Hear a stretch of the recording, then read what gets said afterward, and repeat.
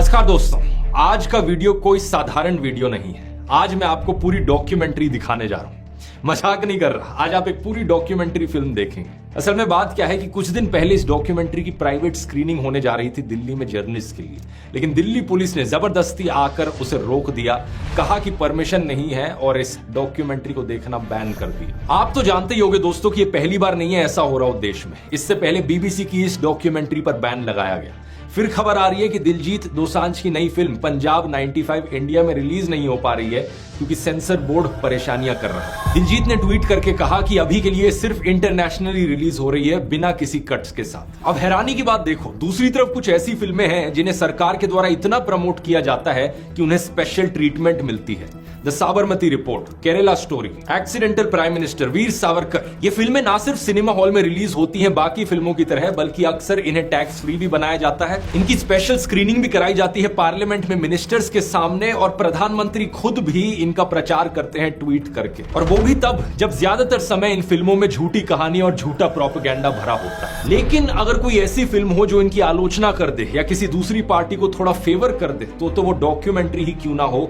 उसकी private screening पर भी बैन लगा दिया जाएगा। ये जो डॉक्यूमेंट्री है जिसे आज आप देखने जा रहे हो, इस फिल्म को बनाने वाले लोगों ने मुझे रीच आउट किया इस घटना के बाद और पूछा कि क्या मैं अपने यूट्यूब चैनल पर इसे रिलीज करना चाहूंगा। तो मैंने ये फिल्म देखी और सोचा क्यों नहीं। अगर इस तरीके से लोकतांत्रिक देश में आजादी को खत्म किया जाएगा तो मैं वो हर चीज करूंगा जिसकी जरूरत होगी आजादी को बचाने के लिए। ये जो सेंसरशिप का सिलसिला है, हम इसे आगे इस तरीके से चलते नहीं रहने दे सकते, इसलिए ये आज मैं रिलीज कर रहा हूं। ये डॉक्यूमेंट्री 2024 के उस दौर के बारे में है जब देश के इतिहास में पहली बार एक सिटिंग चीफ मिनिस्टर को अरेस्ट कर लिया गया था और एक ही केस में एक पॉलिटिकल पार्टी की सारी टॉप लीडरशिप जेल में डाल दी गई। और ये केस ऐसा जिसमें अभी तक कोई कन्विक्शन नहीं हुआ है और सुप्रीम कोर्ट ने बार बार डांट लगाई है ईडी और सीबीआई को। इस फिल्म का नाम है अनब्रेकेबल। और हालात इतनी खराब है दोस्तों कि इस फिल्म के डायरेक्टर वैसे तो इंटरनेशनल अवार्ड विनिंग डायरेक्टर हैं, लेकिन वो अपना नाम नहीं बताना चाहते क्योंकि उन्हें डर है कि इस फिल्म के रिलीज होने के बाद कहीं उन्हें हरासमेंट ना फेस करनी पड़े। तो आइए इसे देखते हैं। घर पर अपने पॉपकॉर्न बना लीजिए और इसे जमकर शेयर करना, ताकि इन लोगों को भी पता चले कि अगली बार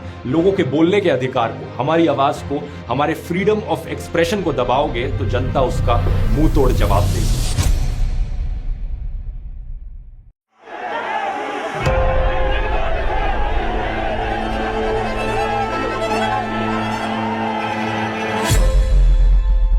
अरविंद केजरीवाल पहली बार सरकार बनाने में कामयाब हुए। 70 में 67 सीटें कोई सोच सकता है? 70 में 62 सीटें कोई सोच सकता है साहब? तो उसके बाद से विरोधियों को लगा कि नहीं भाई, ये तो जमीन पे जो है वो काम कर रहे हैं, लोग इनसे जुड़ रहे हैं।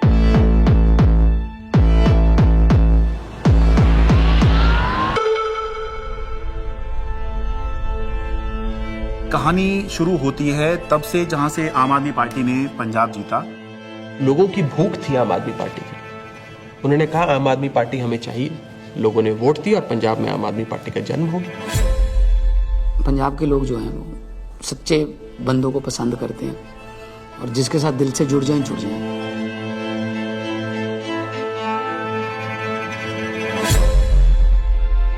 आम आदमी पार्टी गुजरात को भविष्य देगी। गुजरात की 6 करोड़ जनता के साथ मिलके एक नया गुजरात बनाएंगे जिसमें 24 घंटे बिजली होगी। और उसके बाद आम आदमी पार्टी गुजरात में जैसे ही घुसी तो वहां से एक दिल्ली के अंदर हमें चेंज आता हुआ दिखाई दिया।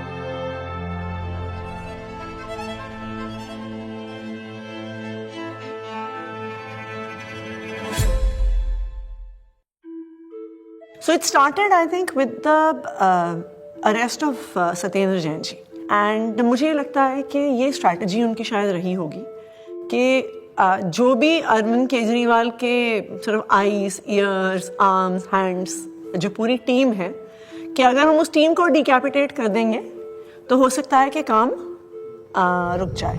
टेबल में बैठे होंगे बीजेपी के 3-4 लोग बड़े बड़े, बोले यार अब केजरीवाल को बेईमान साबित करने का क्या तरीका। किसी ने आइडिया दिया होगा कि कुछ घोटाला, बोले यार कोई घोटाला कैसे, कोई चिपकेगा नहीं इस आदमी पे। दिल्ली के स्वास्थ्य मंत्री सत्येंद्र जैन को ईडी ने हिरासत में लिया। एनफोर्समेंट डायरेक्टरेट ने सबसे पहले अरेस्ट होने वालों में मैं था। ऐसे तो कोई कर्म किए नहीं थे कि जेल चले जाएं। फिर मैंने कहा ऐसे कर्म भी नहीं किए थे मंत्री बन जाए। तो क्योंकि मुझको पूरा केस पता था तो मुझे लगा ठीक है, एजेंसी अगर अरेस्ट कर रही है थोड़े दिन में छूट जाएंगे। Why are they threatened by us? And the answer to me is very clear. आम आदमी पार्टी केवल एक सरकार या 10 नेताओं की पार्टी नहीं है। आम आदमी पार्टी एक सोच है। तब तक जो भी गिरफ्तार होते थे, पॉलिटिकल लोग भी जो गिरफ्तार होते थे, महीने में, 2 महीने में, 3 महीने में निकल के आ जाते थे। तब हमने ये नहीं सोचा था कि इतना लंबा चलेगा। अब ये जानकारी मिल रही है कि मनीष सिसोदिया को गिरफ्तार कर लिया गया है। इस वक्त की बड़ी सीबीआई बुलाया जाता था, ईडी बुलाया जाता था, उनके घर पे रेड हुई, उनके बैंक के लॉकर पे रेड हुई, दिल्ली सचिवालय में उनके ऑफिस में रेड हुई, उनकी यहाँ तक कि उनके पैतृक गांव में भी सीबीआई और ईडी वाले पहुंच गए थे। देखिए हमें तो पता था कि आम आदमी पार्टी के किसी भी नेता के पास एक भी पैसा नहीं है, और मेरे ख्याल से आज ही ईडी और सीबीआई को भी पता है। मैं तो खुश था कि दिल्ली में एक ऐसी शराब पॉलिसी बनाई गई है जिसमें एक मॉल में 27 शराब की दुकानें थीं, वो अब कम हो जाएंगी और सरकार को रेवेन्यू बहुत ज़बरदस्त मिलेगा। तो मैं तो खुश था कि अच्छी पॉलिसी बनाई गई है और कई राज्य इस पॉलिसी को देख रहे थे। पर अचानक इन्होंने चिल्लाना शुरू किया है तो स्कैम हो गया है। अगर एक अच्छी पॉलिसी को ये स्कैम करार देके सीबीआई और ईडी में केस रजिस्टर करा सकते हैं तो किसी भी हद तक जा सकते हैं। मनीष सिसोदिया को ईडी ने गिरफ्तार कर लिया है। तिहाड़ जेल में पूछताछ के बाद मनीष सिसोदिया को अब ईडी ने गिरफ्तार कर लिया है। इससे पहले सीबीआई ने उनको गिरफ्तार किया था और वो इसमें पीएमएलए में 2 ही कंडीशन में बेल हो सकती है। पहली कंडीशन, या तो जो सरकार का इन्वेस्टिगेशन एजेंसी है वो कह दे कि केस नहीं। दूसरी कंडीशन बेल हो सकती है जब इन्वेस्टिगेशन एजेंसी द्वारा डाले गए सारे कागज जांच कर लिए जाएं। तो भाजपा की इन्वेस्टिगेशन एजेंसी क्या करती थी, लाखों की तादाद में कागज डाल दिए। अब जज साहब कितना टाइम लगाएंगे वो देखने को, 10 साल। हमने प्रोसीडिंग्स भी पूरी देखी थी सुप्रीम कोर्ट के अंदर, और सुप्रीम कोर्ट ने जो जिस तरह कमेंट्स किए थे उससे ऐसा लग रहा था कि ये केस कुछ है ही नहीं। सुप्रीम कोर्ट ने यहाँ तक कह दिया था कि आपका केस जो है ट्रायल के अंदर 2 मिनट में गिर जाएगा। किस तरह का केस आप बना के लाए हैं, क्योंकि सीबीआई के बाद मनीष सिसोदिया को ईडी ने भी गिरफ्तार कर लिया था, तो दोनों ही के अंदर जमानत उनको चाहिए थी। अब जब जैसे ही 30 अक्टूबर का दिन था, सुप्रीम कोर्ट ने बेल रिजेक्ट कर दी। जेल में पूछताछ के बाद मनीष सिसोदिया को अब ईडी ने गिरफ्तार कर लिया है। इससे पहले सीबीआई ने उनको गिरफ्तार किया था और वो तिहाड़ जेल में। सीधे चलते जितेंद्र शर्मा के पास। जितेंद्र, बताइए, ईडी ने गिरफ्तार कर लिया है मनीष को? जी बिल्कुल, आप देखिए दूसरे दिन लगातार जो ईडी है वो मनीष सिसोदिया को अरेस्ट करके उनका टारगेट अरविंद केजरीवाल था। इनको ये लगा था, इनके कैलकुलेशन में, कि पार्टी के साइकी में फर्क पड़ेगा, लोग टूटते जाएंगे। तो इसका मतलब ये है कि डेस्परेशन के मापदंड पे तो भारतीय जनता पार्टी अपने लास्ट थ्रेशोल्ड पे पहुंची, और भारतीय जनता पार्टी की लीडरशिप भी उस थ्रेशोल्ड तक पहुंच गई कि अब और कोई तरीका नहीं है इनको जेल में डालने। बड़ी खबर यह है, आम आदमी पार्टी के सांसद संजय सिंह गिरफ्तार कर लिए गए हैं। आपके सांसद संजय सिंह की हो गई है गिरफ्तारी। ईडी ने करते थे संजय सिंह, उस पर कहीं ना कहीं एक बड़ी चोट फिलहाल आम आदमी पार्टी के लिए रहेगी, लेकिन राजनीतिक रूप से ये नुकसान तो है ही, लेकिन क्या सरकार का पक्ष रहेगा शराब नीति मामले में जब ये गिरफ्तारी हुई है, इसका भी इंतजार रहेगा। अब ये अपने आप में काफी ज्यादा तो भगत सिंह ने अपनी किताब में लिखा कि उनके छोटे भाई जब उनसे मिलने आए, फांसी की सजा हो चुकी थी तब तक, उन्होंने लिखा कि उन्हें ये फिक्र है हरदम नया तर्जे जफा क्या है। जफा मतलब अत्याचार। उन्हें ये फिक्र है हरदम नया तर्जे जफा क्या है। हमें भी शौक है देखें सितम की इंतहा क्या है। इस सरकार के ऊपर बिल्कुल फिट बैठता है कि ये सितम करने पे आए हैं और हम इनकी सितम की इंतहा देखना चाहते हैं। 2200 करोड़ रुपए की रिश्वत खिलाई है अडानी ने। Nothing is going on record. 2200 crore रुपए की रिश्वत आपके अधिकारियों को। संजय जी, 2200 करोड़ की रिश्वत। संजय जी प्लीज। सर वो क्या बोल रहे हैं सर? वो आप इधर बोलेंगे कि उधर बोलेंगे? जिस तरीके से पार्लियामेंट में और पार्लियामेंट के बाहर अगर अरविंद केजरीवाल और पार्टी के वॉइस को एक स्ट्रक्चर करके जनता और देश के सामने रख रहे थे, बीजेपी उससे बहुत इरिटेटेड और फ्रस्ट्रेटेड थी। मैंने तो अपने घर के सामने एक बैनर भी लगवा दिया था कि फक्कड़ हाउस में ईडी का स्वागत है। अब कहानी जो है अलग लेवल पहुंच गई। अरविंद केजरीवाल भी ये बात समझ रहे थे कि जब एक के बाद एक नोटिस आ रहे हैं तो देर सवेर ईडी जो है उनको गिरफ्तार करने आएगी। हमारा एक व्हाट्सएप ग्रुप है पार्टी की लीडरशिप का, जिसमें एक खबर आई थी कि ईडी वाले अरविंद जी के घर पहुंच गए हैं 6 फ्लैग स्टाफ रोड पे। एंड मुझे याद है मैंने ओबरॉय के फ्लाईओवर के नीचे से फिर हमने गाड़ी का यू टर्न लिया था और फिर 6 फ्लैग स्टाफ रोड जो सिविल लाइंस में है वहाँ पे पहुँचे थे। मुझसे पहले सौरभ भारद्वाज पहुँचे थे वहाँ पे। इतने में उन्होंने बैरिकेडिंग दोनों तरफ कर दी, बट मैं बैरिकेडिंग से पहले ही जो है वो अंदर पहुँच गया था। मैं तो मेरे को अंदर से किसी का मैसेज आया which was very sad thing to imagine. Arvind Kejriwal ji अपना बैग पैक कर रहे हैं और एक मुख्यमंत्री अपने घर में ही असहाय है, आप सोचिए। और वहाँ जो पुलिस खड़ी है वो उसके लिए नहीं खड़ी है, वो इसलिए खड़ी है कि किसी और को आने नहीं देंगे। उसके यहाँ जो ईडी के जो अफसर हैं वो उसको कह रहे हैं कि अब आप बैग पैक कर लो, आपको अरेस्ट कर रहे हैं। ईडी दफ्तर ले जाया जा रहा है अरविंद केजरीवाल को। इस वक्त की बड़ी खबर, बड़ा अपडेट, अरविंद केजरीवाल को ईडी ने गिरफ्तार किया है और ईडी दफ्तर उनको ले जाया जा रहा है। जिस तरीके से अब दिल्ली के मुख्यमंत्री अरविंद केजरीवाल को ईडी दफ्तर ले जाने की तैयारी की जा रही है और ये माना जा रहा है कि अब ईडी दफ्तर में उनसे पूछताछ होगी और उनके सामने। जब से मैं जर्नलिस्ट बना हूं 17 साल से मैंने नहीं देखा किसी सिटिंग चीफ मिनिस्टर को अरेस्ट किया गया हो। तो मेरे मन में एक बात अंदर से आई कि पार्टी खत्म नहीं होने दी, सरकार नहीं खत्म होने दी। तो उस समय जो बाहर थे, जैसे संदीप पाठक बाहर थे जो संगठन के काम देखते हैं, हमारे जो कैबिनेट के जो साथी थे, आतिशी थी, सौरभ भारद्वाज थे, हमारे सोशल मीडिया के जैस्मिन थे। तो फिर हम सब लोग हमारे घर पे ही हमने सबको बोला, सब लोग हम लोग वहीं धीरे धीरे वहीं गैदर हुए। अब ये देश को बचाने की लड़ाई है, तानाशाही के खिलाफ लड़ाई है और सभी मिलकर के लड़ेंगे और इस लड़ाई को जीतेंगे। कल 10 बजे भारतीय जनता पार्टी के मुख्यालय पर हम इसके खिलाफ प्रोटेस्ट शुरू करेंगे।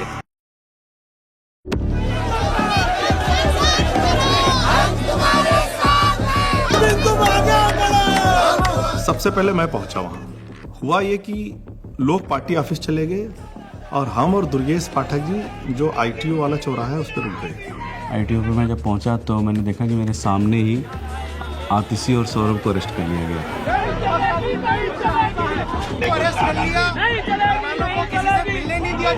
कोई वहाँ पे प्रोटेस्ट करने आता, 4 लोग सड़क पे बैठते, 4 लोगों को बस में बिठाते, बस भेजते।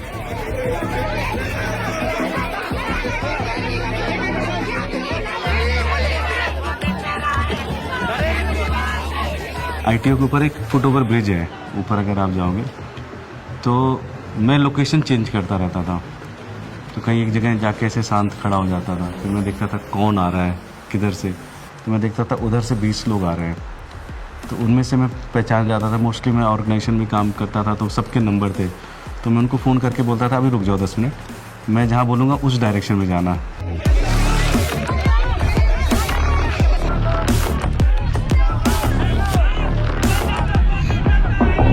कोई एक डिक्टेटोरियल लीडर है और वो चुनाव से पहले सारे ऑपोजिशन के नेताओं को गिरफ्तार करा लेता है और फिर कहता है कि जी मुझे तो 99% वोट्स आ गए, मैं popularly and democratically elected leader हूँ।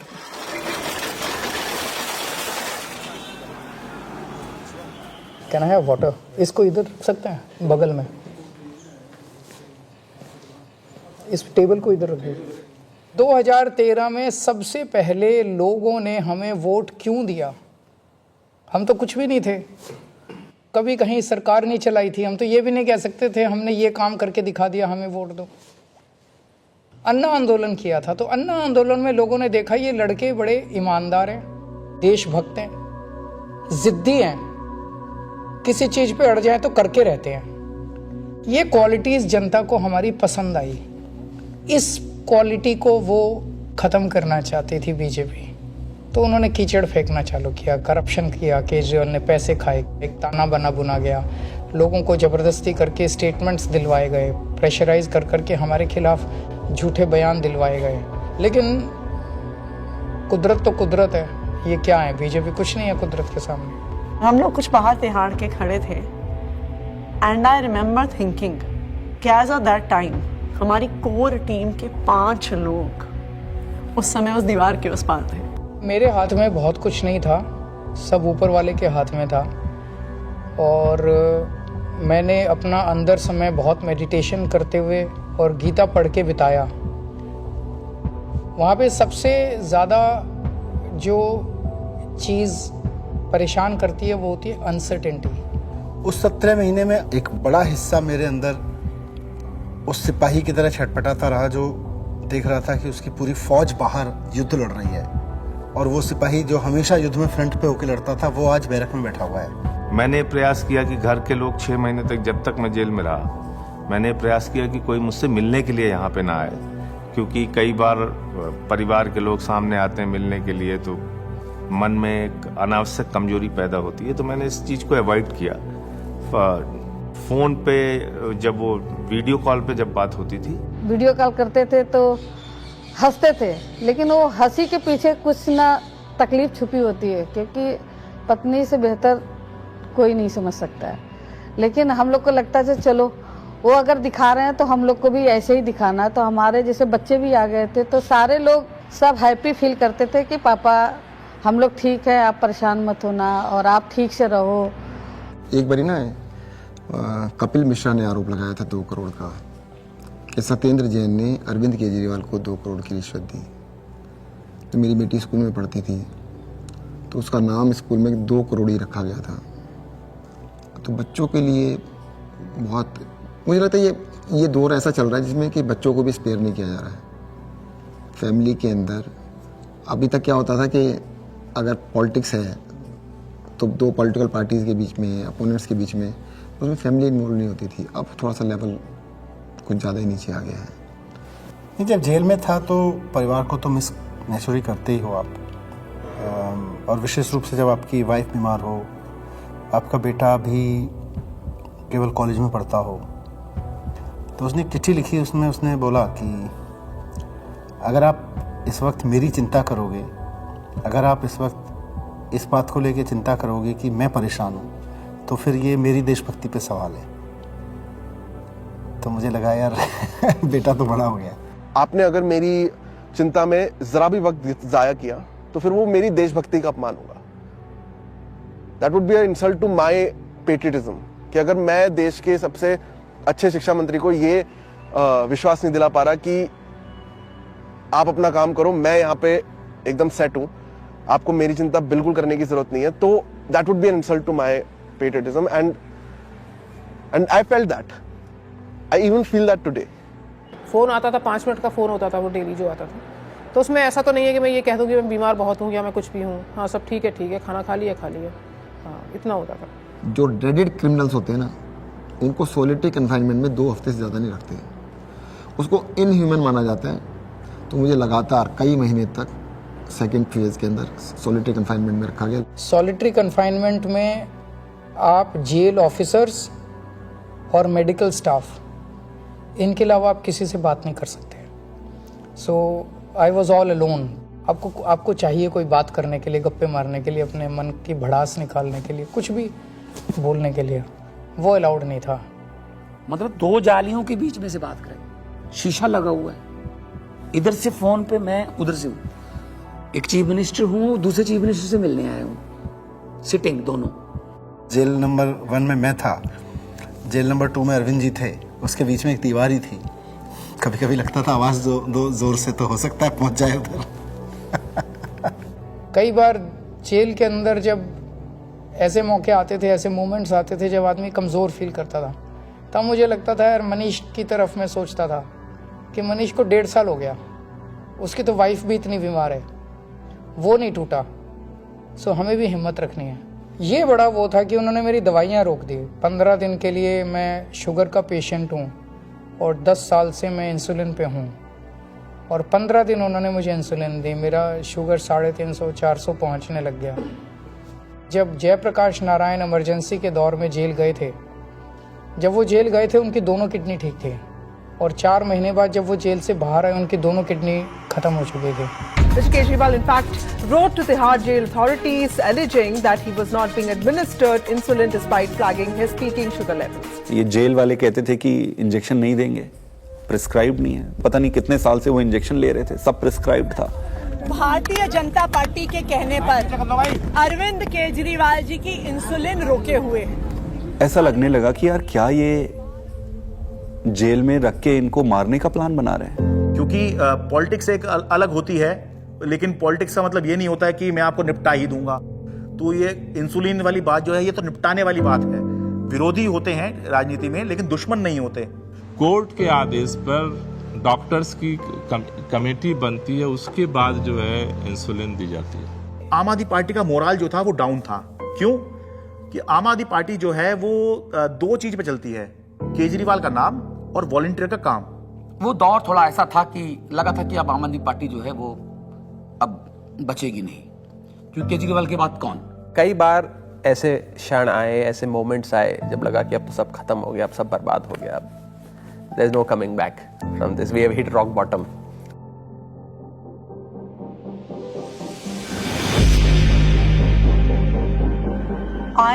I really admire her for her strength. वो खुद पब्लिक डोमेन में आई पहली बार। मुझे लगता है कि शायद रामलीला मैदान में जब उन्होंने बोला होगा, that was probably the first time that she ever gave a political speech. सभी भाइयों, बहनों, माताओं, बुजुर्गों, आप सभी को मेरी राम नाम। अच्छा, ओके। मेरे को तो समझ नहीं आ रहा था अरविंद कैसे संभालते हैं। मैं तो बार बार यही सोचती थी कि वो तो हमेशा इसी उसमें रहते हैं। It's such a turmoil, it is not easy. मेरी पत्नी ने आज तक कभी पॉलिटिक्स में पार्टिसिपेट नहीं किया था, कभी वो सामने नहीं आई, आपने कभी उनको नहीं देखा होगा। वो हमेशा शी एंकर्स द हाउस, लेकिन इस दौरान मजबूरी में उन्हें बाहर आना पड़ा, सामने आना पड़ा। कुछ प्लानिंग नहीं थी, इट्स जस्ट दैट कि मैं अरविंद जी से मिलने गई, उन्होंने कहा कि ये मेरा मैसेज पार्टी तक दे दो, क्योंकि ये एप्रीहेंडेड की पार्टी में तो बड़ी खलबली जो भी है। उन्होंने एक मैसेज दिया और उस मैसेज की मैंने एक वीडियो रिलीज कर दी, अरविंद जी का मैसेज। तो वो स्लोली शायद एक एंकरिंग हो गई मेरी, और मेरा एक रोल डिफाइन हो गया, मेरी एक जिम्मेदारी डिफाइन हो गई। और जिस तरह से वो सारे पार्टी के सीनियर लीडर्स से, चाहे वो पंजाब के थे, चाहे वो देश भर के दूसरे राज्यों के थे, चाहे वो दिल्ली के थे, सबसे मिल रही थी, सबको हौसला दे रही थी और सबको एकजुट रखा उन्होंने। वो मुझे लगता है कि काफ़ी काबिल तारीफ है। उनके साथ जो है विधायकों की मीटिंग कराई गई ताकि सबका भरोसा बना रहे कि हाँ, घबराने की जरूरत नहीं है, अभी भी सब कुछ ठीक है। तो वो संवाद पार्षदों के साथ में, विधायकों के साथ में, मंत्रियों के साथ में, सांसदों के साथ में, ये सब सुनीता केजरीवाल ने ये सब किया। मुझे याद आ रहा है कि मार्च के शायद आखिरी दिन रहा होगा, दिल्ली के अंदर रामलीला मैदान में इंडिया ब्लॉक की एक बड़ी रैली हुई। और वो रैली इसलिए हुई कि एक तरफ अरविंद केजरीवाल को गिरफ्तार किया था, मौजूदा मुख्यमंत्री को गिरफ्तार किया था, देश में ऐसा पहली बार हुआ। दूसरी तरफ झारखंड के मुख्यमंत्री हुआ करते थे, उनको गिरफ्तार किया गया था। तो दिल्ली में आम आदमी पार्टी ने इसकी अगुवाई करी, इस इंडिया ब्लॉक की रैली की, और रामलीला मैदान में बड़ी रैली हुई। और उस रैली का जो अचीवमेंट था कि इंडिया ब्लॉक के सारे बड़े नेता उस एक मंच पर आ गए, अपनी सारी जितनी भी उनकी आपसी विवाद हैं, आपसी मतभेद हैं, जो होता है, होगा भी, पहले भी था, आगे भी होगा, लेकिन उसके बावजूद भी जब अरविंद केजरीवाल की गिरफ्तारी का मुद्दा था, तो उसको लेकर सोनिया गांधी, प्रियंका गांधी, राहुल गांधी, ये तीनों जो हैं उस दिन इंडिया ब्लॉक की रैली में आए।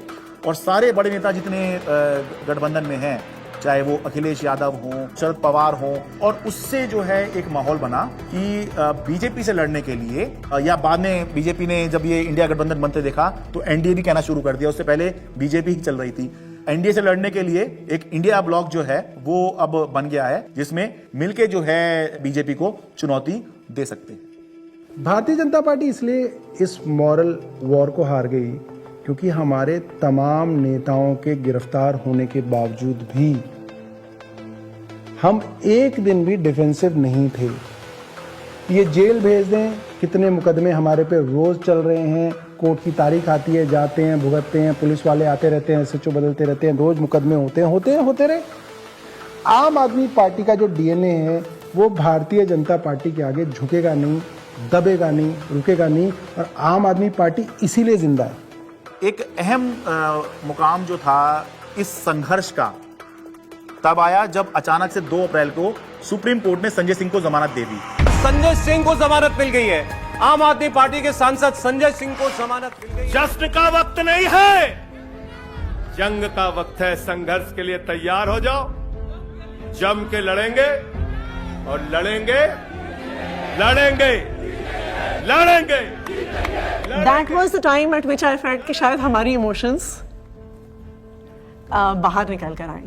एंड जिस दिन मनीष जी की बेल हुई थी और मुझे याद है उस दिन I was at a school inauguration.